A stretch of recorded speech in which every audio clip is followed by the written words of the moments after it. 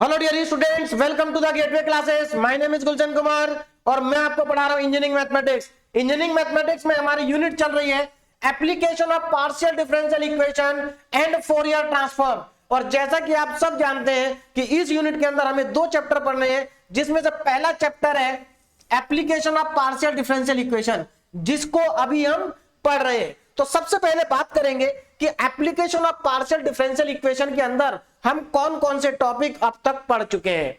तो देखिए, इस चैप्टर के अंदर हमने पहला टॉपिक पढ़ा था method of separation of variable, जो कि एक इंपॉर्टेंट मेथड है। ये आपको अब तक अच्छे से समझ में आ गया होगा, क्योंकि इस चैप्टर के 100% क्वेश्चन में method of separation of variable apply होगा, तो इसलिए वो मेथड आपको बहुत अच्छे से आना चाहिए। उसके बाद हम यहां पर कंप्लीट कर चुके हैं first application of partial differential equation में पहली एप्लीकेशन को हम कंप्लीट कर चुके हैं। देखिए, 3 एप्लीकेशन हमें पढ़नी है। फर्स्ट एप्लीकेशन हमारी कंप्लीट हो चुकी है, solution of one dimensional wave equation, जिसको हमने 3 लेक्चर में कंप्लीट किया था। उसके बाद सेकेंड एप्लीकेशन हमारी यहां पर आती है solution of one dimensional heat equation, जिसको आज हम कंप्लीट कर लेंगे, क्योंकि इस एप्लीकेशन के अंदर 3 टाइप के क्वेश्चन आते हैं। कौन कौन से 3 टाइप के क्वेश्चन है? जब दोनों एंड क्या हो, when both ends of rod are at 0 degree Celsius, जब रॉड के दोनों एंड 0 डिग्री सेल्सियस पर होते हैं, तो वो हमारे फर्स्ट टाइप के क्वेश्चन होंगे। when both ends of rod are perfectly insulated, अगर रॉड के दोनों एंड परफेक्टली इंसुलेटेड है, तो ये भी हम कंप्लीट कर चुके हैं लास्ट लेक्चर में। और आज के लेक्चर में हम पढ़ेंगे when both ends of rod are kept at different temperature, तो ये हमारा थर्ड टाइप का क्वेश्चन होगा इस एप्लीकेशन के अंदर, जिसको आज के लेक्चर में हम कंप्लीट करेंगे। तो चलिए स्टार्ट करते हैं लेक्चर को। तो आज हम करेंगे टाइप थर्ड के question when both ends of rod are kept at different temperature. Again फिर से मैं आपको वही चीज कहूंगा कि यहां पर जो हमारे पास वन डायमेंशनल हीट इक्वेशन है, वन डायमेंशनल हीट इक्वेशन, देखिए वन डायमेंशनल हीट इक्वेशन होती है del U upon del T is equal to C square del 2U upon del X square. This is the one dimensional heat equation. तो सबसे पहला काम आपका क्या होता है कि इस वन डायमेंशनल हीट इक्वेशन का सॉल्यूशन आपको आना चाहिए, यानी कि इसको मेथड ऑफ सेपरेशन से, method of separation of variable से इसको सॉल्व करना आपको आना चाहिए। और ये सॉल्व करना मैं आपको बता चुका हूं, जो हमारा इसका फर्स्ट लेक्चर था। तो इसका जो सॉल्यूशन है, इसका जो सॉल्यूशन है वो आपको सभी क्वेश्चन में करना है, ये मैं आपको ऑलरेडी बता चुका हूं, ठीक है ना। चलिए अब आगे बढ़ते हैं। तो इसका सॉल्यूशन आपको आना चाहिए method of separation of variable से। तो देखिए, जब आप इसको सॉल्व करते हैं तो आपको मालूम है यहां से आपको 3 सॉल्यूशन मिलते हैं, 3 सॉल्यूशन आपको मिलते हैं, जिसमें जब पहला सॉल्यूशन जब आपका, देखिए जब आप k इक्वल टू 0 पुट करते हैं तो वहां से आपको फर्स्ट सॉल्यूशन मिलता है, और उस सॉल्यूशन के अंदर t नहीं आता, मतलब टाइम नहीं आता है, तो उस सॉल्यूशन को हम कहते हैं स्टेडी स्टेट सॉल्यूशन। जो यहां पर आपको सेकंड सॉल्यूशन मिलता है k equal to p square रखने के बाद, वो सॉल्यूशन हमारी फिजिकल कंडीशन के साथ मैच नहीं करता है, इसलिए हम उस सॉल्यूशन को कंसीडर नहीं करते। और थर्ड सॉल्यूशन यहां से आपको मिलता है जब आप k को माइनस p स्क्वायर के इक्वल रखते हैं, और जब आप k को माइनस p स्क्वायर के इक्वल रखते हैं तो वहां से जो आपको सॉल्यूशन मिलता है वो सॉल्यूशन ही हमारा मोस्ट सुटेबल सॉल्यूशन होता है।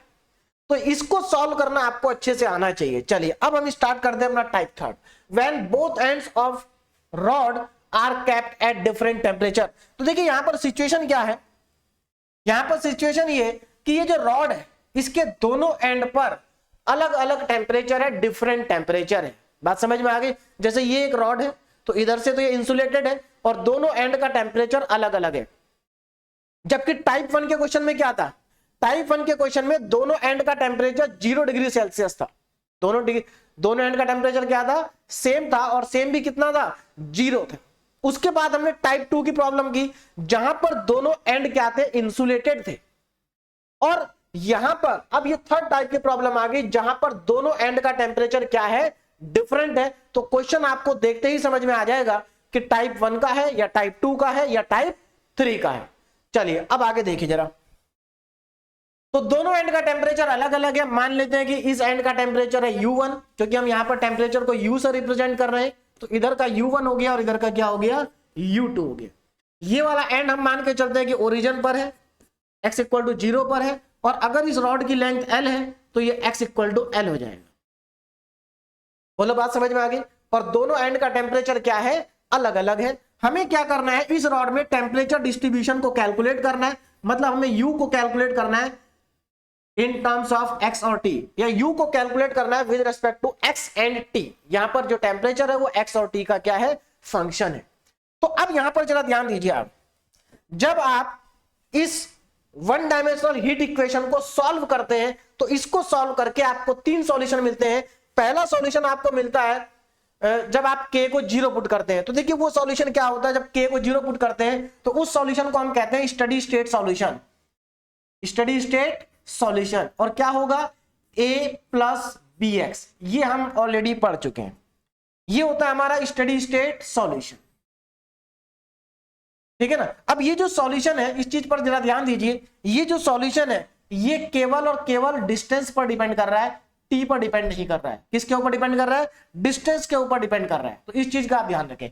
तो इस सॉल्यूशन को कहा जाता है स्टडी स्टेट सॉल्यूशन। दूसरा सॉल्यूशन देखिए, दूसरा सॉल्यूशन जब आप k को p स्क्वायर के इक्वल रखते हैं तो वहां से जो सॉल्यूशन आता है उस सॉल्यूशन को हम कंसीडर नहीं करते हैं। क्यों नहीं करते हैं, ये सब मैं आपको ऑलरेडी प्रीवियस लेक्चर में बता चुका हूं। देखिए इसको अगर आप आज के लेक्चर को अगर आप अच्छे से समझना चाहते हैं तो इससे पहले कि आपको सब कुछ आना चाहिए, है ना। आपको method of separation of variable अच्छे से आना चाहिए। इससे जो हमारे लास्ट के 2 लेक्चर थे वो आपको बहुत अच्छे से आने चाहिए, तो इसको समझने में आपको कोई दिक्कत नहीं आएगी। देखिए application of partial differential equation, ये जो पूरा का पूरा चैप्टर है ये एकदम लिंक है फर्स्ट लेक्चर से। हमने application of partial differential equation का जो हमारा पहला लेक्चर था उसमें हमने पढ़ा था method of separation of variable, और वहां पर जो हमने मेथड सीखा था वो मेथड इस चैप्टर के 100% क्वेश्चन में अप्लाई होगा। तो इसलिए आपको मेथड अच्छे से आना चाहिए। तो यहां पर सब कुछ लिंक है। आप ऐसा नहीं कर सकते कि आपने स्टार्टिंग के लेक्चर नहीं देखे और आप बाद के लेक्चर देख रहे हैं, तो वो आपको समझ में नहीं आएगा। आप एकदम सीक्वेंस से चलिए, आपको सब कुछ समझ में आएगा। चलिए दूसरा सॉल्यूशन यहां से जो हमें मिलता है, जिसको हम मोस्ट सुटेबल सॉल्यूशन कहते हैं या फिर ट्रांजिएंट सॉल्यूशन भी जिसको कहा जाता है, वो आपका होता है जिसको आप मोस्ट सुटेबल सॉल्यूशन कहते हैं। तो देखिए क्या होगा, C1 cos px। ये कब मिलेगा, जब k को आप माइनस p स्क्वायर रखेंगे। C2 sin px और C3 e की पावर में minus c square p square t। This is the most suitable solution, है ना, मोस्ट सुटेबल सॉल्यूशन। अब यहां पर जरा थोड़ा ध्यान देंगे। देखिए ये हो गया हमारा मोस्ट सुटेबल सॉल्यूशन।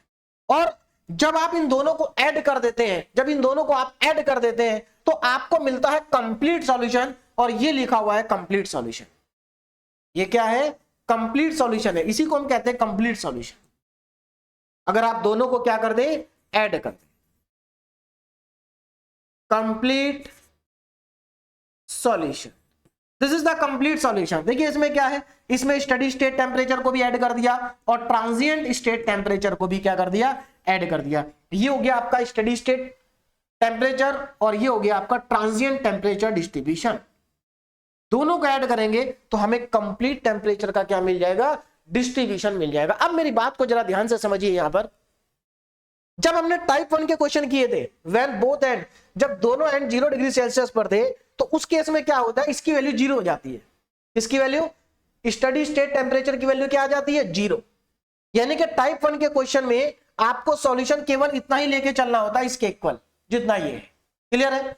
जब हमने टाइप 2 के क्वेश्चन सॉल्व करे तो टाइप 2 के क्वेश्चन में स्टडी स्टेट की जो वैल्यू थी ax प्लस बी, इसमें से ये वाला पार्ट 0 हो जाता है, केवल कांस्टेंट बचता है a। तो हम यहां पर लिख देते हैं a।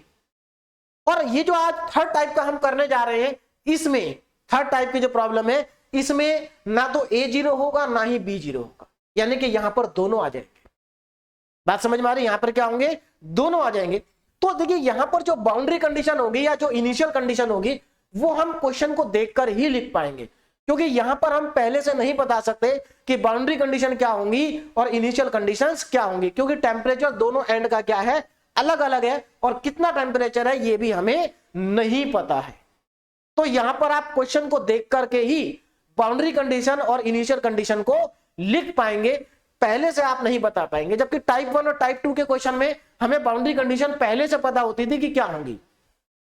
चलिए तो अब स्टार्ट करते हैं। तो यहां पर पहला क्वेश्चन हम स्टार्ट करने जा रहे हैं, है ना। तो पहला क्वेश्चन हम स्टार्ट करने जा रहे हैं और हमारा यहां पर जो कंप्लीट सॉल्यूशन होगा वो इन दोनों का क्या होगा, सम होगा। चलिए नाउ क्वेश्चन नंबर 1, यही क्वेश्चन हमें करना है। एक ही क्वेश्चन से आपको पूरा सब कुछ समझ में आ जाएगा। अगर ये आपको समझ में आ गया तो मान लीजिए टॉपिक आपको समझ में आ गया। देखिए क्या है question, A bar of length 10 centimeter with insulated ends, insulated sides A and B are kept at 20 degree and 40 degree Celsius. मतलब कहने का क्या, ये जो बार है ना, इसके एंड ए और एंड बी का जो टेम्परेचर है ना वो 20 डिग्री सेल्सियस और 40 डिग्री सेल्सियस है। सबसे पहले हमें देखते ही ये पता चल गया कि ये वन डायमेंशनल हीट इक्वेशन का क्वेश्चन है। तो सबसे पहले आपका क्या क्या होगा, सबसे पहले जैसे ही आपको पता चला कि ये वन डायमेंशनल हीट इक्वेशन का क्वेश्चन है तो सबसे पहले आप वन डायमेंशनल हीट इक्वेशन लिखेंगे। Now one dimensional heat equation. तो वन डायमेंशनल हीट इक्वेशन क्या है, सबको याद होगी, है ना। वन डायमेंशनल हीट इक्वेशन, इसके बिना आप इस क्वेश्चन को नहीं कर पाएंगे। तो वन डायमेंशनल हीट इक्वेशन क्या है, del U upon del T is equal to C square del two U upon del X square. और इसको आप एज्यूम कर लेंगे इक्वेशन नंबर 1। ये आपके क्या होगी, इक्वेशन नंबर 1, जो मैंने यहां पर भी लिखी थी, ये है ना। ये हमारी क्या है, वन डायमेंशनल हीट इक्वेशन। ये हमारी वन डायमेंशनल हीट इक्वेशन। अब आगे देखिए, अब क्वेश्चन पर ध्यान देते हैं। ए बार ऑफ लेंथ 10 सेंटीमीटर, यानी कि यहां पर जो लेंथ, बार की लेंथ है, लेंथ ऑफ बार, जिसको हम क्या मान लेते हैं, एल, कितनी दे रखी है, 10 सेंटीमीटर। चलिए 10 सेंटीमीटर, आगे बढ़ते हैं। With insulated sides at A and B are kept at 20 degree Celsius and 40 degree Celsius respectively until steady state condition prevail। यानी कि A और B एंड का टेम्परेचर हमें दे रखा है ना। The temperature at A is then suddenly varied to 50 degree Celsius and the same instant at B lowered at 10 degree Celsius। ठीक, find the subsequent temperature at any point of the bar at any time। मतलब इस question का मतलब समझिए क्या है। Actual में हमारे पास एक बार है, पहले मैं डायग्राम भी बना लेता हूं, है ना। इसका डायग्राम हम बना लेते हैं। देखिए क्या कहा जा रहा है इसमें ये कहा जा रहा है कि हमारे पास एक बार है ना, एक रॉड है कुछ इस तरीके से। ये लीजिए मैंने डायग्राम बनाया, ये हमारे पास एक रॉड है, क्लियर। अब इसमें क्या कहा गया कि इसका जो ए बार 10 सेंटीमीटर लेंथ, इसकी 10 सेंटीमीटर है ना। लेंथ कितनी है, 10 सेंटीमीटर। देखिए तो मैं इसकी लेंथ को ड्रॉ कर लेता हूं यहां पर। ये लेंथ इसकी 10 सेंटीमीटर है, ठीक। अब देखिए, यानी कि इसकी लेंथ है 10 सेंटीमीटर और इसके एक एंड का टेम्परेचर, ये मान लेते हैं ए एंड है और इसको मान लेते हैं ये बी एंड है। A bar of 10 centimetre with insulated side A and B are capped at 20 and 40 degree Celsius. इधर का टेम्परेचर मान लेते हैं 20 डिग्री सेल्सियस है। ए का, देखिए हमने इसको ए माना, इसको बी माना, तो ए एंड का टेम्परेचर 20 और बी एंड का टेम्परेचर 40 डिग्री सेल्सियस है। ये 40 डिग्री सेल्सियस, ठीक है। Until steady state conditions prevail the temperature. अब देखिए इसके बाद क्या हुआ, the temperature at A is then suddenly varied to 50 degree Celsius. यहां का टेम्परेचर 50 हो जाता है और उसी समय पर बी का टेम्परेचर 10 हो जाता है। इसका मतलब यहां पर कुछ चेंजेस आए, है ना। यहां पर क्या हुआ, कुछ चेंजेस आए और इनका जो टेम्परेचर है वो चेंज हो गया, ठीक। टेम्परेचर क्या हुआ, चेंज हो गया। और हमारे पास जो रॉड थी, ये जो हमारे पास रॉड थी, इसका टेम्परेचर क्या हो गया, वेरी कर गया। अब जरा ध्यान दीजिए, इस एंड का टेम्परेचर कितना हो गया, टेम्परेचर एट ए, ये हो गया 50 डिग्री सेल्सियस और इधर की साइड का हो गया 10 डिग्री सेल्सियस। मतलब एक तरह से आप कह सकते हैं कि ये स्टडी स्टेट कंडीशन का टेम्परेचर है, ठीक। चलिए लेंथ अगेन 10 सेंटीमीटर, ये लेंथ में कोई वेरिएशन नहीं आएगा, बाकी सब कुछ क्या रहेगा, सेम रहेगा। क्या कहा गया, find the subsequent temperature at any point of the bar at any time. हमें इस बार के अंदर किसी पर्टिकुलर टाइम पर और किसी पर्टिकुलर डिस्टेंस पर टेम्परेचर बताना है कितना होगा, यानी कि टेम्परेचर का डिस्ट्रीब्यूशन हमें बताना है। कैसे बताएंगे जरा ध्यान दीजिएगा। सबसे पहले यहां पर हमारे पास ये टेम्परेचर हमें पता चल गया, इधर का हमें टेम्परेचर पता चल गया, ठीक है। अब यहां पर सबसे पहले हम लिखते हैं बाउंड्री कंडीशन। अब तो हम बाउंड्री कंडीशन लिख सकते हैं ना। बाउंड्री कंडीशन जरा ध्यान दीजिएगा, बाउंड्री कंडीशंस क्या बनेगी? बाउंड्री कंडीशंस देखिए यहां पर एक्चुअल में क्या है, इस पॉइंट पर देखिए, इस पॉइंट पर एट, देखो अब बाउंड्री कंडीशन, ये तो स्टार्टिंग वाला फेज है, ये क्या है, a bar 10 centimetre length with insulated side A and B are kept at 20 and 40 degree Celsius respectively until steady state conditions prevail। बात समझ में आ रही है? यानी कि ये टेम्परेचर यहां पर पहुंचा है कब? स्टडी स्टेट कंडीशन में। अब जरा ध्यान से सुनिए, देखिए इसका मतलब ये हुआ, जब हम बाउंड्री कंडीशन लिखेंगे तो एट x इक्वल टू 0, ये हमारा एंड है x इक्वल टू 0। यहां पर जरा ध्यान दीजिए, फिर से मैं बना देता हूं नीचे भी, ये हमारी इसकी लेंथ है ना, और यहां पर और यहां पर x इक्वल टू 0 और ये x equal to n। Boundary condition आप ये वाले नहीं देखेंगे, आप इसको देखेंगे, ये बाउंड्री कंडीशन होगी, क्योंकि फाइनल सिचुएशन ये है अंडर स्टडी स्टेट कंडीशन, ठीक है ना। चलिए, तो at x equal to 0, x equal to 0 पर u कितना है, u मतलब टेम्परेचर 50 डिग्री सेल्सियस, ये हमारी पहली बाउंड्री कंडीशन हुई। At x equal to 10 centimetre पे कितना है, तो 10 सेंटीमीटर पे जो हमारा टेम्परेचर है वो हो जाता है 10 डिग्री सेल्सियस। तो ये हमारी इनिशियल बाउंड्री कंडीशन, ये हमारी फाइनल बाउंड्री कंडीशन, सॉरी ये हमारी फर्स्ट बाउंड्री कंडीशन और ये हमारी सेकंड बाउंड्री कंडीशन। तो इसको मैं बोल देता हूं BC1 और इसको हम बोल देते हैं BC2। तो यहां तक मेरे ख्याल से किसी स्टूडेंट को कोई प्रॉब्लम नहीं आएगी। अब चलते हैं आगे। अब देखिए जरा, ये इनिशियल कंडीशन है, ये फाइनल कंडीशन है, हमें क्या करना है, देखिए हमें बाउंड्री कंडीशन तो हमने निकाल ली, अब हमें इनिशियल कंडीशन को लिखना है। तो देखिए इनिशियल कंडीशन क्या होगी, आगे चलते हैं और इसकी इनिशियल कंडीशन को लिखते हैं। नाउ इनिशियल कंडीशन, ध्यान देंगे, इनिशियल कंडीशंस, इनिशियल कंडीशन, देखिए इनिशियल कंडीशन यहां पर थोड़ा सा इस पॉइंट पर जरा ध्यान देंगे कैसे कैलकुलेट होगी। एक्चुअल में इनिशियल कंडीशन हमें बतानी है यहां पर क्या होनी चाहिए। देखो इसकी इनिशियल कंडीशन को कैलकुलेट करने के, इनिशियल मतलब यहां पर स्टार्टिंग में जो टेम्परेचर का डिस्ट्रीब्यूशन था वो कैसा था, स्टार्टिंग में टेम्परेचर का डिस्ट्रीब्यूशन कैसा था ये हमें बताना है। तो देखिए इसको निकालने के लिए आप क्या करेंगे, इनिशियल कंडीशन को कैलकुलेट कैसे किया जाएगा जरा ध्यान दीजिए। इसके लिए आपको इनिशियल कंडीशन को कैलकुलेट करेंगे कैसे, देखो सबसे पहले आप ये मान लीजिए ये एंड ए है, तो इस एंड का जो हमारा टेम्परेचर है उसको मैंने मान लिया कि इस एंड का टेम्परेचर है TA प्लस, उसके बाद आप क्या करेंगे, एंड बी के टेम्परेचर में से एंड ए के टेम्परेचर को करेंगे माइनस, इसको आप कर देंगे TB में से TA को करेंगे माइनस और इसको डिवाइड करेंगे। अब देखिए जरा ध्यान देना, देखिए यहां पर टेम्परेचर 20 था, यहां पर टेम्परेचर 40 है, इसका मतलब टेम्परेचर में कितना वेरिएशन आया, 20 का वेरिएशन आया। अगर आप इसको डिस्टेंस से डिवाइड कर देते हैं, अगर आप इसको 10 से क्या कर देते हैं डिवाइड, देखिए 10 से मैंने यहां पर डिवाइड किया, इससे क्या होगा, अगर आप फाइनल टेम्परेचर में से इनिशियल टेम्परेचर को माइनस करते हैं, फाइनल मतलब यहां पर इस एंड के टेम्परेचर में से इस एंड के टेम्परेचर को अगर आप माइनस करते हैं तो इसका मतलब दोनों एंड का जो टेम्परेचर डिफरेंस है वो 20 आ गया।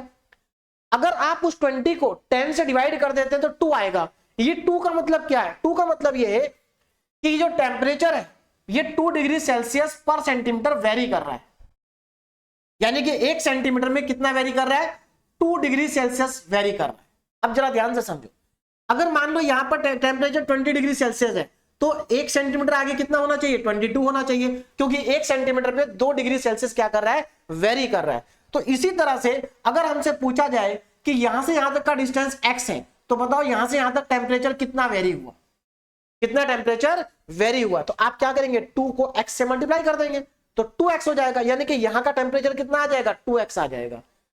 अब यहां का टेम्परेचर कितना है 20 और यहां का टेम्परेचर आएगा 2x, तो देखो अब यहां का टेम्परेचर 2x आएगा, 1 सेंटीमीटर पे 1 सेंटीमीटर पे 2 डिग्री सेल्सियस वेरी कर रहा है, तो हम यहां पहुंचे तो ये आ गया 2x। क्या एक्चुअल में यहां का टेम्परेचर 2x होगा, नहीं, क्यों नहीं होगा 2x, क्योंकि ये तो वो आया जो चेंज हुआ है और पहले से यहां 20 था, पहले से क्या था यहां 20 था, यानी कि 20 प्लस जो चेंज हुआ होगा, इसी चीज को हमने यहां लिखा है। देखिए ये इनिशियल हो गया और ये चेंज हो गया, और इसको अगर आप x से मल्टीप्लाई कर देंगे तो आपको टेम्परेचर मिल जाएगा किसी भी पॉइंट का। तो मेरे ख्याल से मेरी बात आपको समझ में आ गई होगी। तो ये हमारे पास आ गया टेम्परेचर, ठीक है। ये कब कहां का टेम्परेचर है, ये इनिशियल टेम्परेचर है, तो इसको कैलकुलेट कर लेते हैं। तो U is equal to T A कितना है 20 प्लस 40 माइनस 20 अपॉन 10 इंटू में x। तो यहां से ये आ गया U equal to 20 plus 2x। तो अब देखो जरा हमारी इनिशियल कंडीशन क्या हुई। इनिशियल कंडीशन हमारी हो गई at t equal to 0 U is equal to 20 plus 2x, यानी कि जब टाइम 0 था तो उस समय टेम्परेचर कितना था 20 प्लस 2x। तो मेरे ये देखिए ये इंपॉर्टेंट है, ये आपको समझ में आना चाहिए। तो यहां से हमने क्या कर दिया, इनिशियल कंडीशन भी हमने कैलकुलेट कर ली। अब आगे देखो, तो हमारे पास बाउंड्री कंडीशन आ गई, इनिशियल कंडीशन भी आ गई। अब क्या करें, इनिशियल कंडीशन बाउंड्री कंडीशन हमारे पास आ चुकी है। इसके बाद हमें क्या करना है उस बात को जरा ध्यान से समझिए। इसके बाद अब आपको देखिए यहां से आपको करना क्या है, सबसे पहले तो आप जो आपके पास ये इक्वेशन है, इक्वेशन नंबर 1, इसको आप सॉल्व करेंगे। जब आप इसको सॉल्व करेंगे तो आपको कंप्लीट सॉल्यूशन मिलेगा। क्या मिलेगा, कंप्लीट सॉल्यूशन आपको यहां से मिलेगा, है ना। यानी कि आप इस इक्वेशन को सॉल्व करेंगे और कंप्लीट सॉल्यूशन को कैलकुलेट करेंगे। तो अब यहां पर जरा ध्यान दीजिएगा, कंप्लीट सॉल्यूशन को आपको कैलकुलेट करना है। तो मैं यहां पर अब कंप्लीट सॉल्यूशन को लिखने जा रहा हूं, कंप्लीट सॉल्यूशन को लिखने जा रहा हूं ना। कंप्लीट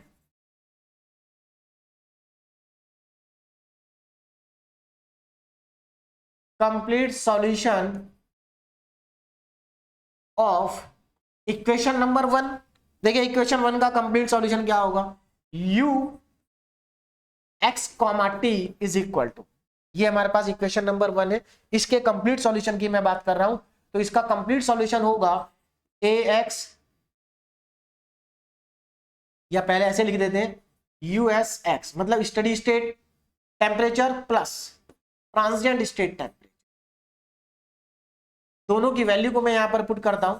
तो ux कॉमा टी ये होता है a plus B X, A plus B X, और ये आपके पास होगा c1 cos px plus c2 sin px, और यहां पर आएगा c3 e की पावर में माइनस का c square p square t। This is the complete solution of equation number 1। कहां से आया ये, जब आप इसको सॉल्व करेंगे, जब आप इसको सॉल्व करेंगे, इसको सॉल्व करने के बाद आपको 3 सॉल्यूशन मिलेंगे, जिसमें से एक होगा स्टडी स्टेट सॉल्यूशन, एक होगा ट्रांजिएंट सॉल्यूशन। इन दोनों को ऐड कर देंगे, एक और होगा उसको छोड़ देंगे। ये सब मैं आपको बता चुका हूं पहले कि ऐसा हम क्यों करें। तो ये हमारे पास क्या आ गया, कंप्लीट सॉल्यूशन आ गया। अब जरा ध्यान देना, सबसे पहले हम क्या करेंगे, ये जो स्टडी स्टेट सॉल्यूशन है इसको कैलकुलेट करेंगे, और इसको कैलकुलेट करने के बाद यहां पर पुट कर देंगे। उसके बाद जो आपको मिलेगा उसमें हम लगाएंगे अपनी बाउंड्री कंडीशन और इनिशियल कंडीशन, यानी कि यहां पर पहले आपको इसको कैलकुलेट करना होगा। तो आप जरा ध्यान देना कैसे कैलकुलेट करेंगे इसको। इसको कैलकुलेट करने के, स्टडी स्टेट टेम्परेचर को कैलकुलेट करने के आपके पास 2 मेथड है, 2 तरीके से आप इसको कैलकुलेट कर सकते हैं। कौन से 2 तरीके हैं मैं आपको बता देता हूं। एक तरीका तो ये है कि आपके पास देखिए जो स्टडी स्टेट सॉल्यूशन है, जो आपके पास स्टडी स्टेट सॉल्यूशन है ये a प्लस बी एक्स है। आप क्या करिए, इस सॉल्यूशन के अंदर ये जो 2 बाउंड्री कंडीशन, ये तो इनिशियल कंडीशन थी, ये जो हमारे पास 2 बाउंड्री कंडीशन है, इन दोनों बाउंड्री कंडीशन को आप अप्लाई कर दीजिए। तो यहां से आपके पास a और b की वैल्यू आ जाएगी, और उसको यहां पर पुट कर दीजिए, और उसके बाद फिर से वैसे ही सॉल्यूशन करेंगे जैसे हम अब तक करते आए हैं। यानी कि यहां पर आपका एक काम बढ़ गया कि आपको यहां पर इसकी वैल्यू को कैलकुलेट करना होगा, स्टडी स्टेट टेम्परेचर को आपको कैलकुलेट करना होगा। तो अब जरा ध्यान देना कैसे कैलकुलेट करेंगे। तो मैं अब यहां पर कैलकुलेट करने जा रहा हूं। पहले इसको मैं मान ले, ये हमारी इक्वेशन नंबर होगी, ये इक्वेशन नंबर 8 आएगी आपकी, है ना। इस बीच के जो 6 इक्वेशन है वो आपको अपने आप करनी है। जब आप इसको सॉल्व करेंगे, इसको सॉल्व करेंगे तो 6 इक्वेशन बीच में और बनेंगी। चलिए अब जरा ध्यान दीजिए, मैं यहां पर कैलकुलेट करने जा रहा हूं स्टडी स्टेट सॉल्यूशन। एक तरीका तो ये कि आप इसमें बाउंड्री कंडीशन अप्लाई कर दे, उससे आ जाएगा। दूसरा तरीका देखिए क्या, दूसरा आसान है, डायरेक्ट आ जाएगा। देखिए कैसे, जैसे आपने इनिशियल कंडीशन की बात करी, ये आपने इनिशियल कंडीशन का टेम्परेचर निकाला, आप इसी तरीके से फाइनल कंडीशन का टेम्परेचर भी तो निकाल सकते हैं। और ये फाइनल कंडीशन का टेम्परेचर ही तो है स्टेडी स्टेट कंडीशन का। तो जरा यहां पर ध्यान दो, जैसे आपने यहां का टेम्परेचर निकाला वैसे ही आप यहां का टेम्परेचर भी निकाल सकते हैं। देखिए कैसे, नाउ स्टेडी स्टेट टेम्परेचर यानी कि यूएस क्या आएगा, TA plus TB minus TA upon में 10 इंटू में x। वैल्यू को सब्स्टिट्यूट करें, देखिए वैल्यू को सब्स्टिट्यूट करने पे क्या मिलेगा, TA कितना है 50 है शायद, यहां पर देखो यहां पर 50 है, प्लस TB माइनस TA कितना आएगा 10 माइनस 50, 10 माइनस 50 अपॉन में 10 इंटू में x। देखो ये आ जाएगा -40, 10 से डिवाइड करेंगे -4, इसका मतलब स्टडी स्टेट टेम्परेचर आ गया 50 minus 4x and this is the steady state temperature और फाइनल कंडीशन टेम्परेचर। यानी कि ये एक्चुअल में यूएस की वैल्यू है इसके। अब क्या करो, इस वैल्यू को उठा के आप इक्वेशन नंबर 9 में पुट कर दीजिए, है ना। तो इसको क्या करना है,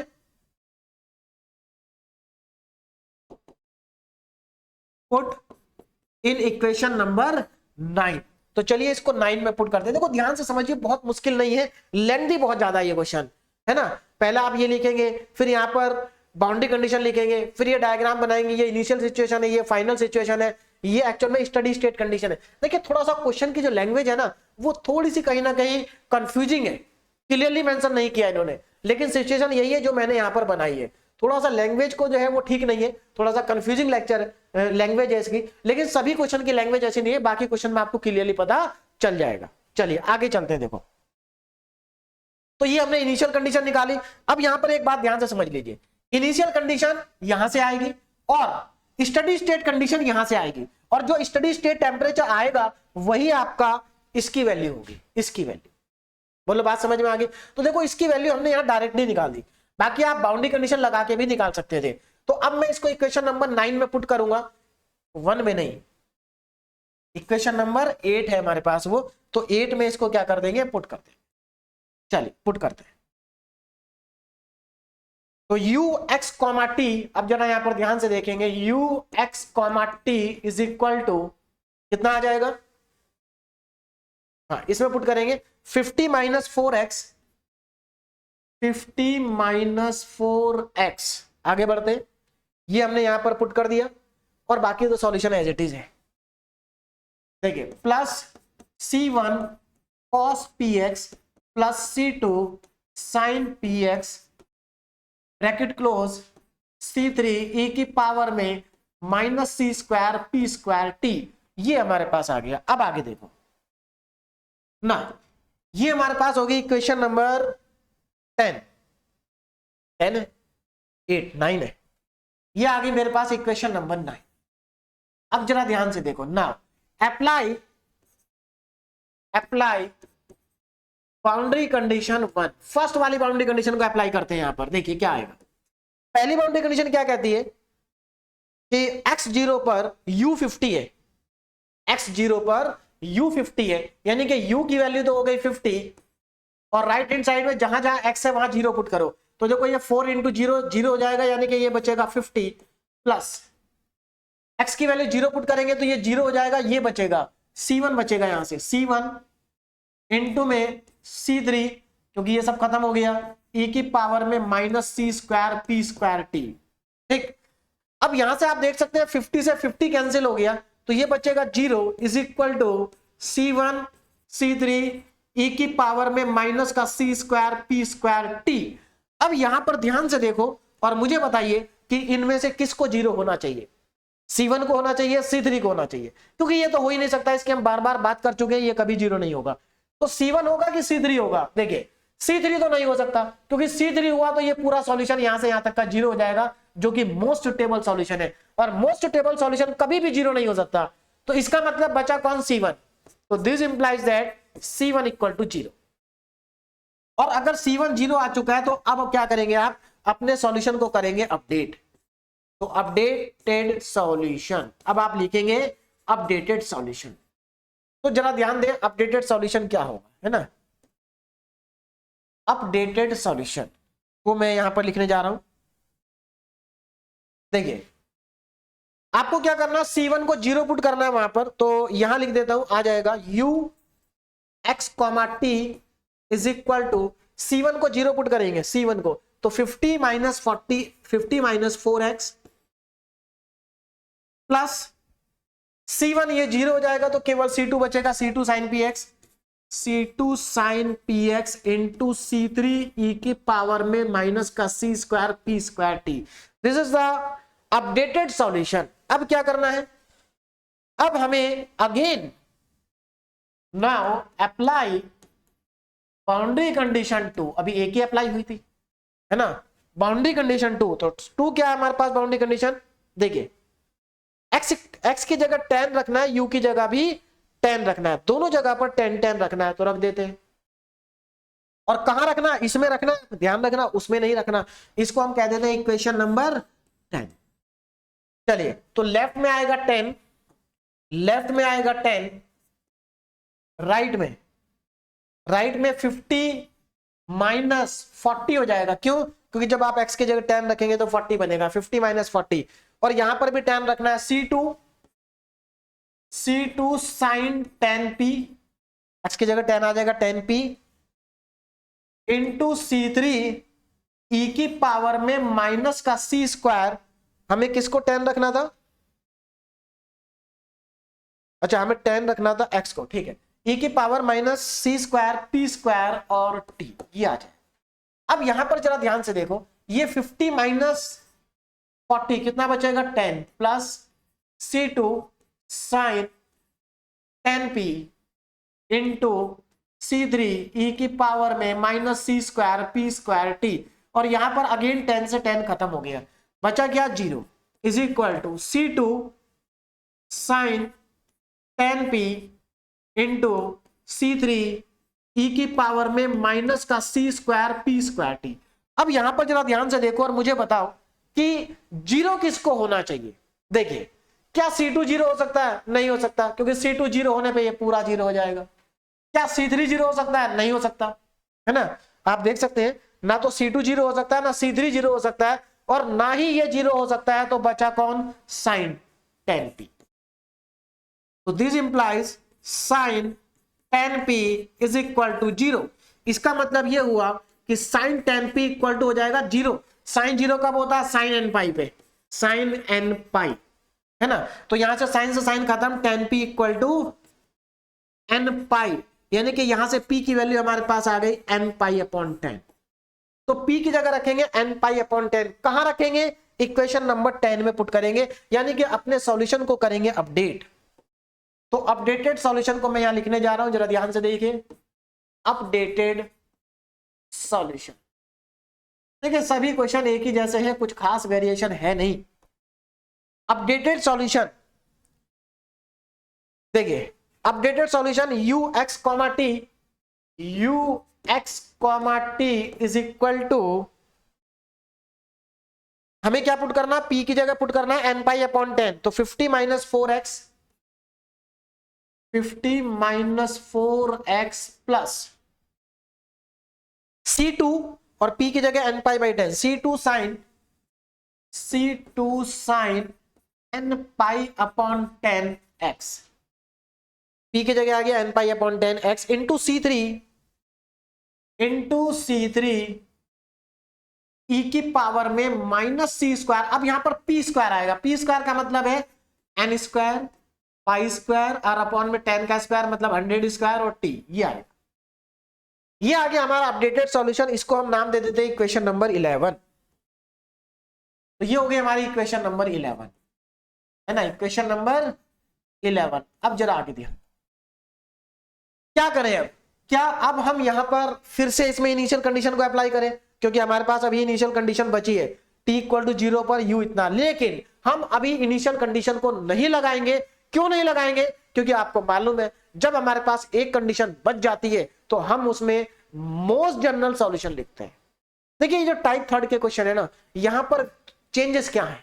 चेंजेस यहां पर ये है कि आप बाउंड्री कंडीशन को पहले नहीं बता सकते, क्वेश्चन को पढ़ने के बाद आपको बाउंड्री कंडीशन पता चलेंगे। बाउंड्री कंडीशन आप उस सिचुएशन की लिखेंगे जिस सिचुएशन में आपकी रॉड स्टडी स्टेट कंडीशन में है, ठीक।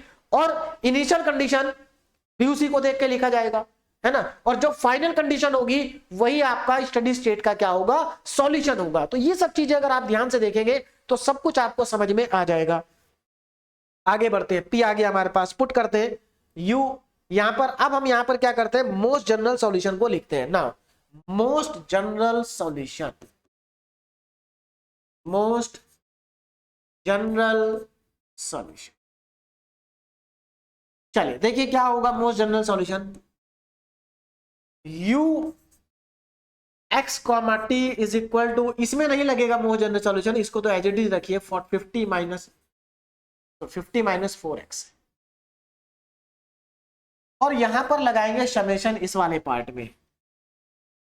अब यहां पर जरा ध्यान दो, C2 और C3 का जो प्रोडक्ट है ये बन जाएगा Bn, यानी कि C2 C3 के प्लेस पे आएगा Bn, n की वैल्यू 1 से लेके इन्फिनिटी तक वेरी करेगी, और जो बचा उसको लिख देते हैं sine n pi upon 10 into x into e की पावर में minus c square n square pi square upon में 100 इंटू में टी, ठीक है। तो ये हमारे पास आ जाएगा। तो यहां तक मेरे ख्याल से सभी स्टूडेंट्स को समझ में आ गया होगा। अब क्या करें, ये हमने लिख दिया, अब हम अप्लाई करेंगे initial condition, apply initial condition. तो देखिए अब मैं यहां पर इनिशियल कंडीशन को अप्लाई करने जा रहा हूं। इनिशियल कंडीशन पर जरा ध्यान देते हैं क्या है। इनिशियल कंडीशन है कि t इक्वल टू 0 पर u equal to 20 plus 2x है। चलिए u की जगह रखेंगे 20 plus 2x is equal to, यहां पर t को 0 पुट करेंगे तो देखो क्या क्या बचेगा, 50 माइनस 4x तो ऐसे ही आएगा, प्लस समेशन n की वैल्यू 1 से लेकर इंफिनिटी तक वेरी करेगी, pn को ऐसे ही लिखेंगे sign n pi upon 10x ऐसे ही लिखा जाएगा, इनटू में देखिए जब यहां पर t की जगह 0 पुट करोगे तो इनटू में 1 ही बचेगा, वो खत्म हो जाएगा। और इसको हम कह देते हैं equation number 12। This is the most general solution, ये हमारा मोस्ट जनरल सॉल्यूशन है। अब क्या करना है, ये जो एक मिनट, हाँ अच्छा, मोस्ट जनरल सॉल्यूशन तो हमारा ये था, हमने इसमें इनिशियल कंडीशंस को अप्लाई कर दिया है। ओके अप्लाई कर दिया तो इसको भी आगे बढ़ाएंगे, है ना। अब देखो क्या करना है, ये वाला पार्ट लेफ्ट में ले आओ, राइट साइड में केवल समीशन को छोड़ना है। किसको छोड़ना है, समीशन को। तो इस वाले पार्ट को उठा के लेफ्ट में लेके आते हैं तो देखिए क्या आएगा, देखो ये 50 इधर आएगा और ये भी इधर आएगा, तो इधर 50 आएगा तो 20 माइनस 50 माइनस का 30 बचेगा, माइनस का बचेगा 30, माइनस 30 प्लस का 6x बन जाएगा, है ना। क्या बन जाएगा 6, क्योंकि 2 पहले से था, 4 इधर से आ जाएगा, और इक्वल टू में समेशन पर नीचे लिखते हैं माइनस का 30 plus 6x is equal to, यहां पर हम लगाएंगे समेशन n की वैल्यू वेरी करेगी 1 से इंफिनिटी तक, यहां पर आएगा bn साइन n पाई x अपॉन में 10, यही बचेगा ना, n पाई x अपॉन में 10, ठीक।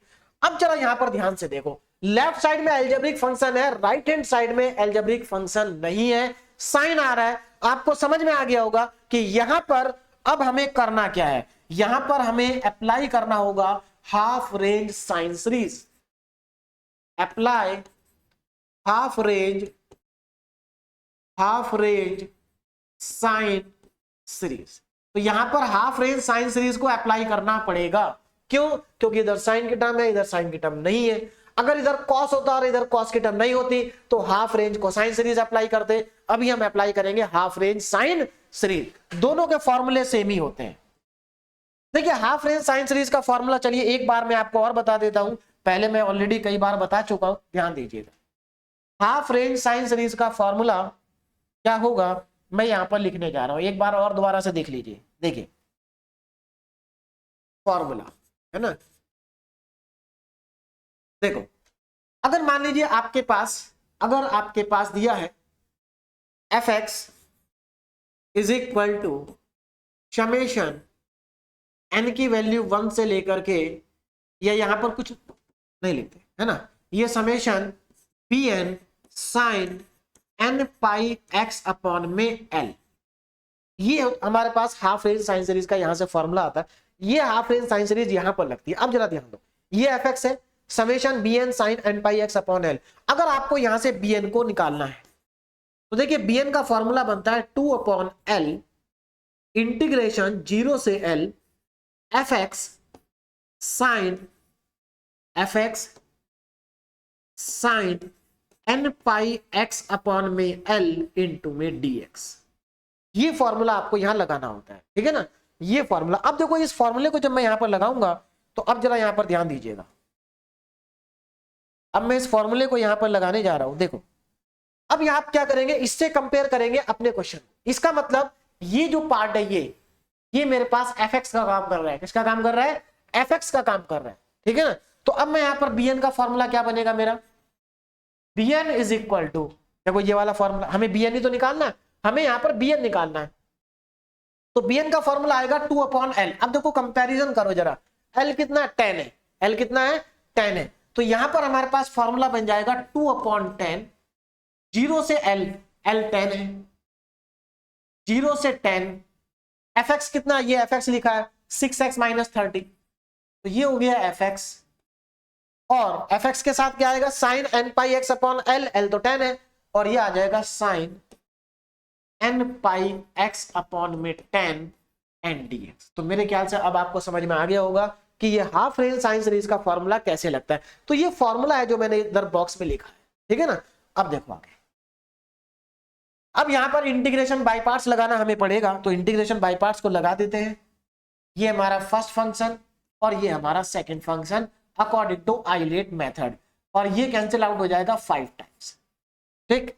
चलिए देखिए, तो bn इक्वल टू 1/5, और यहां पर मैं लगा देता हूं ब्रैकेट।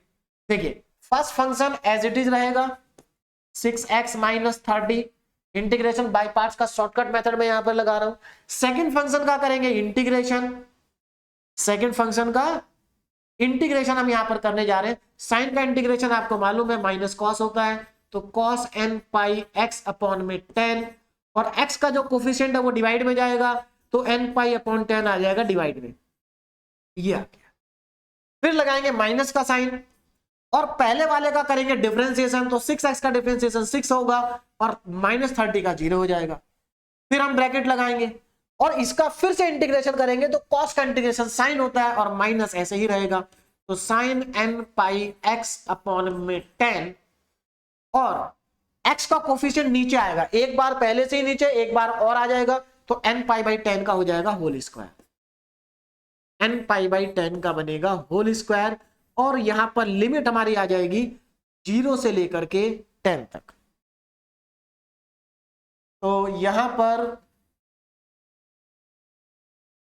है ना, लिमिट जो है वो 0 से 10, ठीक है। थोड़ा ध्यान दीजिए, साइड में चला गया। अब यहां पर देखो ना, bn लिमिट को लगाते हैं। देखिए 1/5 तो बाहर है, bn 1/5 रहेगा बाहर, ब्रैकेट में देखिए क्या है। जब आप अपर लिमिट 10 को पुट करेंगे यहां पर, तो ये 10 क्या हो जाएगा 60 माइनस 30, है ना। 60 10 रखने पे 60 बनेगा, 60 माइनस 30 30 आ जाएगा, ठीक।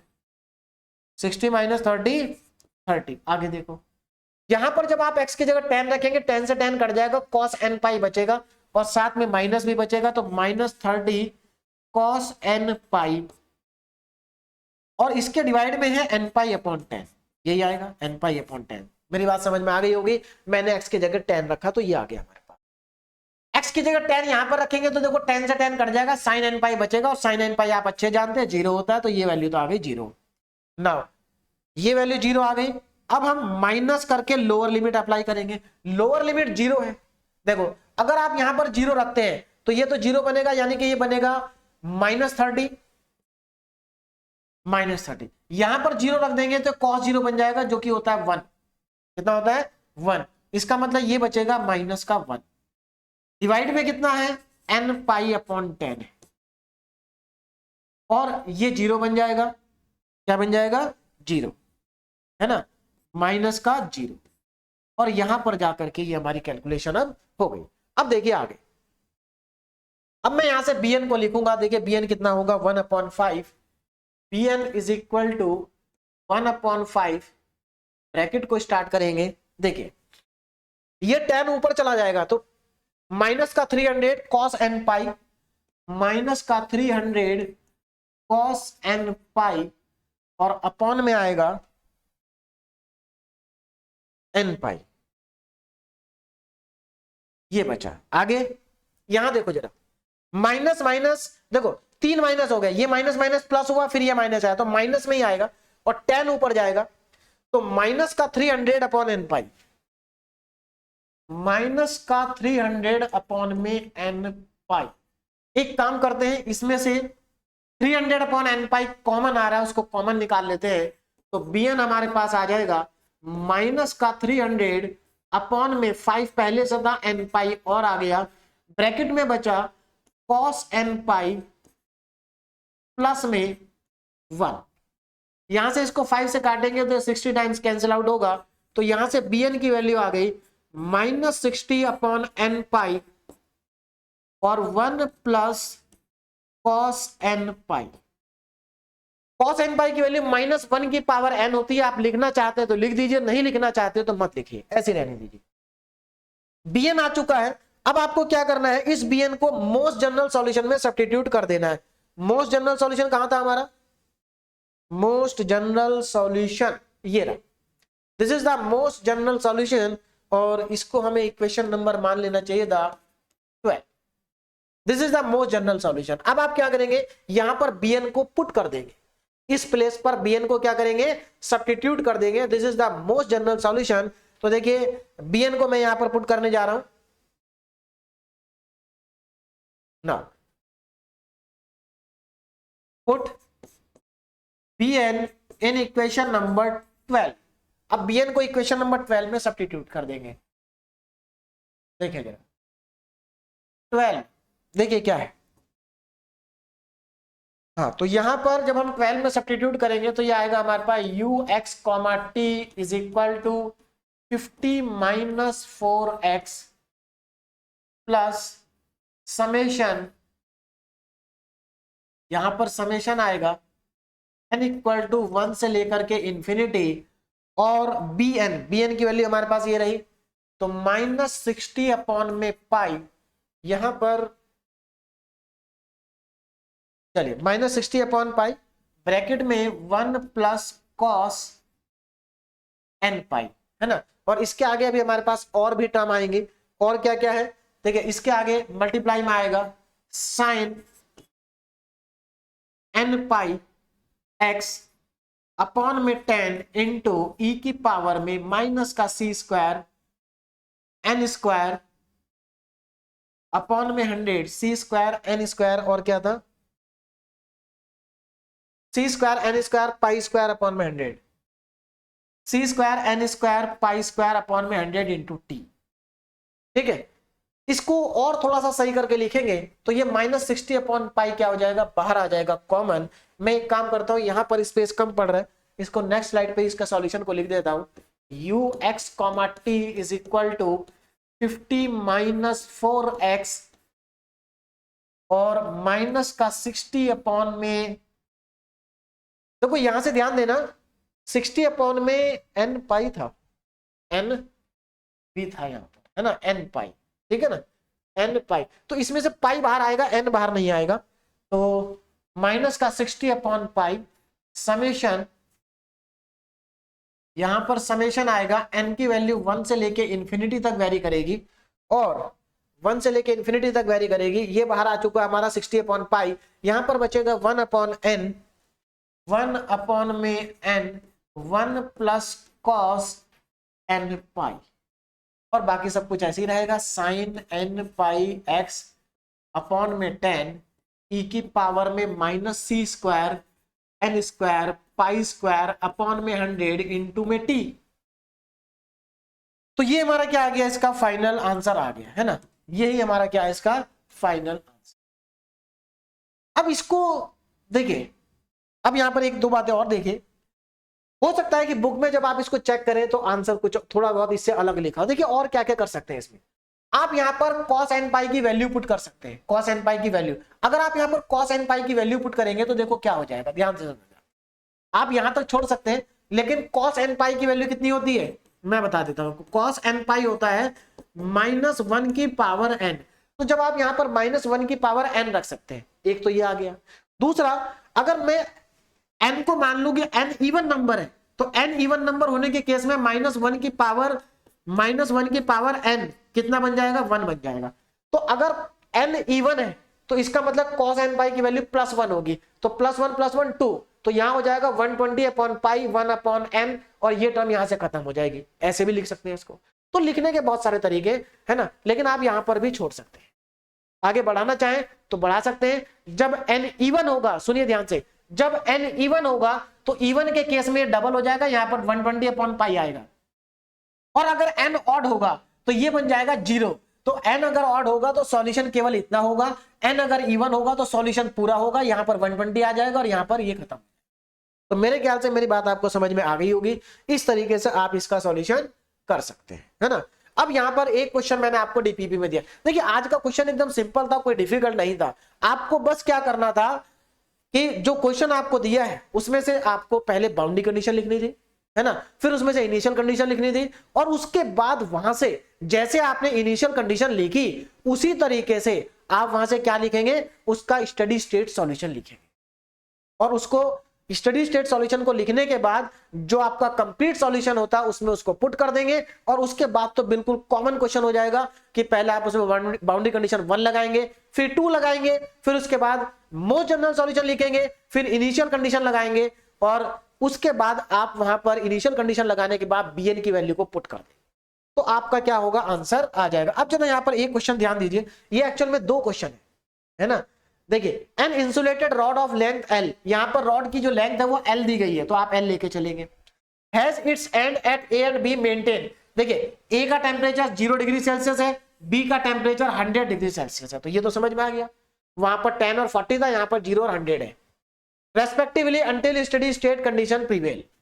ठीक, if B is suddenly reduce to 0 degree, अगर B को 0 डिग्री कर दे, यानी कि ये 100 की जगह 0 आ जाएगा। देखो A का तो 0 था पहले भी और बाद में भी 0 रहेगा, B का क्या हो गया, B का भी 0 हो गया, है ना। B suddenly reduce to 0 and maintain at 0, तो इसका मतलब फाइनल सिचुएशन में इनिशियल एक लेफ्ट एंड का भी टेम्परेचर 0, राइट एंड का टेम्परेचर भी 0। इसका मतलब यहां पर स्टडी स्टेट सॉल्यूशन 0 आएगा। क्यों आएगा 0? क्योंकि जब आप फॉर्मूला लगाएंगे TA TB minus TA upon में लेंथ ऑफ द रॉड और इनटू में x, तो 0 आएगा। क्यों? क्योंकि A एंड का टेम्परेचर भी 0 है, B एंड का टेम्परेचर भी 0 है, तो ये भी 0, ये भी 0, यानी कि कुल मिला के इस क्वेश्चन में आपका स्टडी स्टेट सॉल्यूशन 0 रहेगा। और आसान हो गया, स्टडी स्टेट सॉल्यूशन क्या हो गया, 0 रहेगा इस केस में आपका, ठीक है ना। चलिए, तो ये तो और आसान बन गया। अब यहां पर तो मेरे ख्याल से क्वेश्चन आपको समझ में आ गया। उसके बाद हमसे temperature at A distance x पूछा, यानी कि आपसे u x, t पूछा। बिल्कुल सिमिलर क्वेश्चन हो गया, कोई दिक्कत इसको करने में आपको नहीं आएगी। अच्छा, इसी के साथ एक दूसरा पार्ट भी ऐड कर दिया।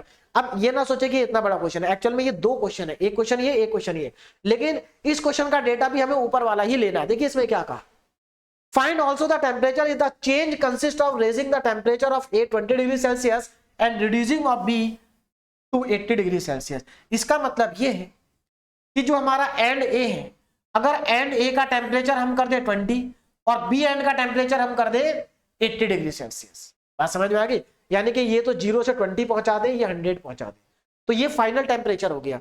तब हमारा टेम्परेचर डिस्ट्रीब्यूशन क्या होगा, यानी कि अब ये क्वेश्चन बिल्कुल वैसा ही हो गया जैसा हमने किया है अभी कि भाई स्टार्टिंग में तो दे रखा है टेम्परेचर 0 और 100, वहां पर दे रखा था 10 और 40, बाद में वहां पर कर दिया 10 और 50, और यहां पर बाद में कर दिया 20 और 80। तो ये 2 क्वेश्चन है, दोनों क्वेश्चन को आप करेंगे तो इस टॉपिक का फिर कोई भी क्वेश्चन आ जाए आपको करने में कोई प्रॉब्लम नहीं आएगी। और देखिए, अगर मैं बात करूं कि सबसे ज्यादा इंपॉर्टेंट टॉपिक कौन सा है इन तीनों में से, कौन से तीनों में से? जो हमने 3 टाइप के क्वेश्चन किए, इन तीनों टाइप के क्वेश्चन में सबसे इंपॉर्टेंट टाइप कौन सा है? तो वो यही टाइप है, सबसे इंपॉर्टेंट यही है और सबसे लेंथी भी यही है।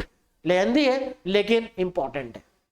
और देखिए क्वेश्चन लेंथी है लेकिन आप अगर देखें तो सारे क्वेश्चन एक ही जैसे हैं, ज्यादा वेरिएशन है नहीं। सब में आपको क्या करना है? हीट इक्वेशन का सॉल्यूशन तो करना ही करना है। तो आप इन दोनों क्वेश्चन को प्रैक्टिस करें। उसके बाद हम नेक्स्ट लेक्चर में जो हमारा नेक्स्ट टॉपिक एक बच गया है ना, एक नेक्स्ट टॉपिक हमारा बच गया, उसको कंप्लीट करेंगे, है ना। तो एक ही टॉपिक हमारा इस चैप्टर में बचा है, एक ही टॉपिक अब हमारा इस चैप्टर में बचा है, एक ही एप्लीकेशन। उसको कंप्लीट करने के बाद हम नेक्स्ट चैप्टर स्टार्ट करेंगे, फोरियर ट्रांसफॉर्म। तो अभी आप इन दोनों क्वेश्चन को प्रैक्टिस करिए। Okay, thank you very much.